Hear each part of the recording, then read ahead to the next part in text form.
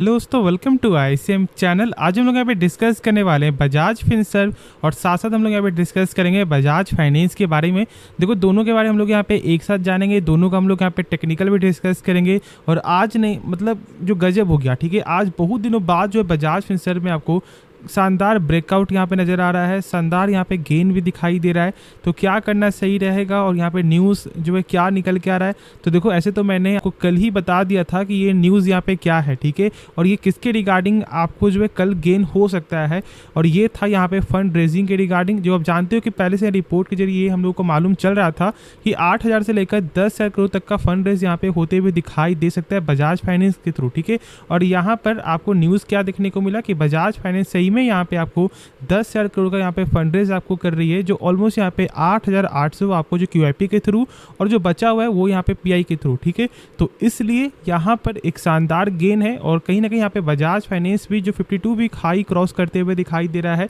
और यदि हम लोग इसका एक बार लेवल भी देख ले आपको ना, तो 8,150 रुपया में ये बंद होते हुए दिखाई दे रहा है। और इसका हाई आपको 8,192। देखो, जो यहाँ पे मैंने टारगेट दिया था वो सारा टारगेट यहाँ पे अचीव हो गया है। और मैंने आज से नहीं, मैंने इसे आपको 5800 से मैंने शेयर किया था कि आप इसके बारे में सोच सकते हो। बहुत से लोगों ने मुझे बोला कि नहीं, यहाँ से और स्टॉक नीचे जाएगा, और मैंने आपको हमेशा बोला कि थोड़ा सा करके यहाँ पे ऐड करते रहो। कंपनी ख़राब नहीं है, टाइम लग सकता है, लेकिन ऐसा नहीं हो कि भाई पैसा डूब जाएगा। और मैं वही बात आपको बजाज फिनसर्व की रिगार्डिंग भी बोलता हूँ, ठीक है। और इसको भी मैंने आज से शेयर नहीं किया, जब स्टॉक गिर रहा था तो मैंने उससे भी शेयर किया था कि एक बेस्ट अपॉर्चुनिटी होगा आपको एवरेज करने के लिए। होता है कि लोग थोड़ा सा यहाँ पे डर जाते हैं, लेकिन यदि कंपनी का बिजनेस यदि खराब यहाँ पे सही है तो फिर वो आज नहीं तो कल आप लोगों को पैसा बना कर देगा ही देगा। और बस यहाँ पे वही चीज़ है।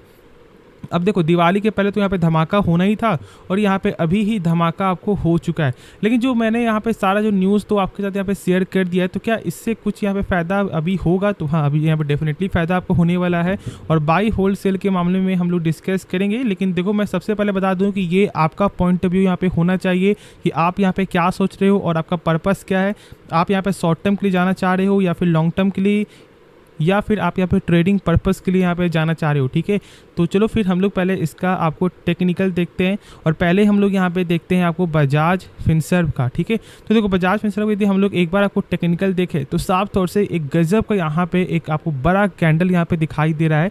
तो क्या करना चाहिए? देखो, यदि ये आपको रिटेस्ट होता है ना, तो ही हम लोग अभी इसके बारे में सोचेंगे, नहीं तो यहाँ पर एक लेवल यदि ये ब्रेकआउट यहाँ पे आपको हो जाता है जो ऑलमोस्ट यहाँ पे निकल के आता है 1,670 रुपया का, तो फिर स्टॉक का जो प्राइस है वो यहाँ पे डेफिनेटली आपको मेरे हिसाब से जो 1,700 तक भी स्टॉक आपको आ सकता है।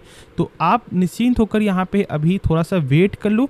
यदि आपको यहाँ पे मौका मिल जाता है, यदि यहाँ पे कल के दिन, सॉरी नेक्स्ट मार्केट के दिन यदि प्रॉफिट बुकिंग यहाँ पे मिल जाता है और यदि कुछ भी रिटेस्ट यहाँ पे होता है, तो आप जो फ्रेश एंट्री करने के लिए भी आप सोच सकते हो। जो लोग यहाँ पे सोचना चाह रहे हैं, जो लोग यहाँ पे सोच रहे हैं कि क्या हम लोग यहाँ पे एंट्री ले या फिर नहीं ले, उनके हिसाब से भी ये एक अच्छा यहाँ पे पॉइंट ऑफ व्यू के हिसाब से हम लोग देख सकते हैं। और साथ साथ ब्रेकआउट यहाँ पे हो जाए आपको, तो फिर तो यहाँ पे जो है मतलब चांस ज़्यादा यहाँ पे यही बन जाता है कि स्टॉक का प्राइस यहाँ पे 1,700 भी जाते हुए दिखाई दे जाए, ठीक है। तो निश्चिंत होकर आप यहाँ पे अभी फिलहाल होल्ड करके चलो। और जिनका प्रॉफिट अच्छा खासा हो रहा है वो यहाँ पे पेशेंस रखना आप सीख लो, ठीक है। पेशेंस नहीं रखोगे तो फिर जब स्टॉक का प्राइस यहाँ पे और गेन होगा तो आप लोगों को ये लगे कि यार काश मैं यहाँ पे अभी होल्ड करके चलता। तो जब अच्छा गेन हो रहा है तो फिर पेशेंस रखना बनता है, और एक अच्छी कंपनी में आपने पैसा लगाया हुआ है तो डेफिनेटली यही चीज़ आप लोगों को फॉलो करना चाहिए। अब देखो, बाकी तो मैंने सारा कुछ आपके साथ यहाँ पे शेयर किया हुआ है कि हाँ कंपनी का फंडामेंटल कैसा है। लेकिन मैं आपको एक चीज़ भी बस बताऊँगा कि देखो, हमेशा आपको क्वार्टरली का रिजल्ट एक बार चेकआउट करना चाहिए। और अब जानते हो कि बजाज फाइनेंस का जो यहाँ पे Q2 का जो यहाँ पे रिजल्ट आते हुए दिखाई देगा वो यहाँ पे 17 अक्टूबर के दिन है, तो इसका पहले आएगा। उसके बाद जहाँ तक मुझे यहाँ पे याद आ रहा है कि सर 26 या फिर 27 को यहाँ पे बजाज फिनसर्व का नंबर आपको आएगा, तो इसमें तो लेट है। लेकिन फिलहाल यहाँ पे बजाज फाइनेंस का जो 17 अक्टूबर को जो नंबर आने वाला है उसमें हम लोग फोकस करेंगे। यदि उसका नंबर बेहतर आता है तो फिर तो मतलब कहीं हद तक चांस यहाँ पे यही बन जाता है कि बजाज फिनसर्व का भी नंबर सही ही आएगा, क्योंकि यहाँ पे 52 पॉइंट ऑलमोस्ट 58% यहाँ पे जो बजाज फिनसर्व आपको होल्ड करता है तो इसलिए अब देखो जो इसका पेग रेशियो है ना वो यहाँ पे बजाज फाइनेंस का 1.12 है, मतलब इसके साथ थोड़ा सा महंगा है, लेकिन ऐसा नहीं है कि भाई हम लोग यहाँ पे नहीं सोच सकते हैं। बहुत से लोग यहाँ पे स्टॉक को पी को देखकर समझते हैं या फिर प्राइस को देखकर समझते हैं, लेकिन आप पेग रेशियो को यहाँ पे एक बार चेकआउट करते ही नहीं हो। और पेग रेशियो यहाँ पे अभी यही बता रहा है कि थोड़ा सा यहाँ पे स्टॉक का प्राइस ज़्यादा है, इतना भी नहीं है कि हम लोग यहाँ पे बाई नहीं कर सकते, बाई कर सकते हैं। और यदि एक से मिल जाए ना ये, तो फिर समझ जाना कि यदि कंपनी का बिजनेस आप लोग को पसंद है और कंपनी का फंडामेंटल पसंद है और उसके बाद यदि ये एक से कम दिखाई दे रहा है, तो इससे बेस्ट अपॉर्चुनिटी मेरे हिसाब से तो फिर आपको नहीं मिलेगा। कभी भी कोई भी स्टॉक के बारे में ज़रूर से फोकस करना यदि ऐसा कुछ यहाँ पे दिखाई दे रहा हो तो। अब देखो जो इसका एनपीए है वो तो यहाँ पे शानदार अभी आपको रिकवरी होते हुए दिखाई दे रहा है, लगातार कम यहाँ पे इसका एनपीए है और यही हम लोग को यहाँ पे चाहिए। नेट एनपीए यहाँ पे आप देख सकते हो कि 0.31% तक यहाँ पे पहुँच चुका है, मतलब कि बैड लोन यहाँ पे कंपनी का लगातार कम हो रहा है, मतलब कि कंपनी जो भी लोन दे रही है उसका पैसा यहाँ पे रिटर्न आते हुए दिखाई दे रहा है। क्योंकि जानते हो कि यहाँ पे कभी कभी क्या होता है कि आपको फाइनेंशियल कंपनी या फिर बैंक जब आपको लोन देता है तो आप लोग मतलब बहुत से लोग जो क्या करते हैं कि भाई 3 महीने तक किस्त नहीं भरते हैं, और जैसे ये 3 महीना यहाँ पे क्रॉस करता है तो बैंक को क्या लगता है कि अब उनका पैसा मिलना कम चांस है या फिर ना के बराबर है, और वो यहाँ पे इस पैसे को डाल देते हैं आपको बैड लोन के कैटेगरी में, मतलब एनपीए की कैटेगरी में। और आरबीआई के अनुसार यदि ये 3% से बढ़ जाता है तो आप सोच भी नहीं सकते कि स्टॉक कितना ज़्यादा आपको टूट जाएगा। तो इसलिए एनपीए हमेशा कम होना चाहिए, और यहाँ पर 0.31% का एनपीए दिखाई दे रहा है जो एक शानदार नंबर है। और तो एक बार देख लो इसका प्रमोटर भी स्टेक जो मैंने आपके साथ यहाँ पे शेयर किया था कि बजाज फिनसर्व का ऑलमोस्ट है 52.45% यहाँ पे स्टेक है, सॉरी, और यहाँ पे 55.87% स्टेक यहाँ पे प्रमोटर का है फिलहाल बजाज फाइनेंस से दिखाई दे रहा है। और यहाँ पर देखो एफआईएस आपको जो है 2 क्वार्टर से लगातार यहाँ पे स्टेक आपको गेन करते हुए दिखाई दे रही है ऑलमोस्ट यहाँ पे, यदि हम लोग एक बार गौर करें।